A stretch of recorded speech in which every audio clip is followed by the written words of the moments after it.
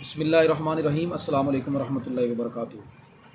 دوستوں، میں آپ کا میزبان حکیم حافظ محمد اویس عباسی آپ کی خدمت میں حاضر ہوں۔ امید کرتا ہوں آپ تمام دوست صحابہ بخیر وعافیت ہوں گے۔ اللہ تندرستی اور صحت والی زندگی عطا کرے۔ دوستوں، آج میں آپ کے سامنے جسم کے جوڑوں کے درد ہے، اس حوالے سے نسخہ پیش کروں گا۔ اس حوالے سے بھی بہت زیادہ ہمارے ملک پاکستان اور پاکستان سے باہر بھی کئی لوگ جو ہیں اس مرض میں مبتلا ہیں، جوڑوں کے درد میں، اور اس میں بھی جو غلطیاں ہیں ہماری اپنی ہی ہیں۔ کھانے کی بے اعتدالیاں، بڑے گوشت کا کثرت کے ساتھ استعمال، چاولوں کا کثرت کے ساتھ استعمال، فاسٹ فوڈ، پکوڑا، سموسا، برگر، شاورما، ان چیزوں کا کثرت کے ساتھ استعمال، تو پھر یورک ایسڈ بڑھ گیا جی، وہ جسم کے جوڑوں میں مختلف حصوں میں آ کے رک گیا، جسم میں جو جوڑوں میں درد ہونا شروع ہو جاتا ہے۔ کولیسٹرول کا لیول جب بڑھ جاتا ہے تو پھر بھی یہی معاملہ ہو جاتا ہے۔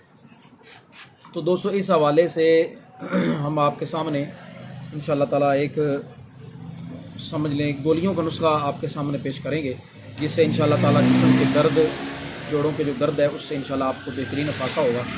تو نسخے کی طرف آنے سے پہلے آپ تمام دوستوں احباب سے گزارش ہے کہ ہمارے چینل کو سبسکرائب کریں، دوستوں کے ساتھ شیئر کریں، کمنٹ کریں، تاکہ زیادہ سے زیادہ لوگ ہماری ویڈیوز کو دیکھیں اور فائدہ اٹھائیں۔ تو دوستو، نسخہ آج کا جو جوڑوں کے درد کے حوالے سے ہے وہ یہ ہے کہ پھٹکڑی سفید بریاں۔ یہ ہم اپنی ایک پہلی ویڈیو میں اس حوالے سے بتا چکے ہیں کہ پھٹکڑی کو آپ بریاں کس طرح کریں گے۔ چلیں مزید دوبارہ پھر بتا دیتے ہیں۔ اس کا طریقہ کار یہ ہوگا کہ پھٹکڑی آپ لے کے اس کو تھوڑے تھوڑے چھوٹے چھوٹے اس کے ٹکڑے کر لیں اور توے پہ ڈال دیں۔ تو وہ کیا ہوگا کہ وہ پھٹکڑی جو ہے وہ پانی بن جائے گی۔ پانی بننے کے بعد وہ پھولا ہو جائے گی، یعنی پھول جائے گی، سفید ٹکڑیوں کی شکل میں نا وہ پھول جائے گی۔ تو جب وہ پھول جائے تو آپ اس کو توے سے اتار لیں نیچے۔ کڑاہی میں بھی آپ یہ کر سکتے ہیں، اگر آپ کے پاس توا نہیں ہے تو آپ کڑاہی میں ڈال کے بھی یہ عمل کر سکتے ہیں، تو اس سے پھٹکڑی جو وہ بریاں ہو جائے گی۔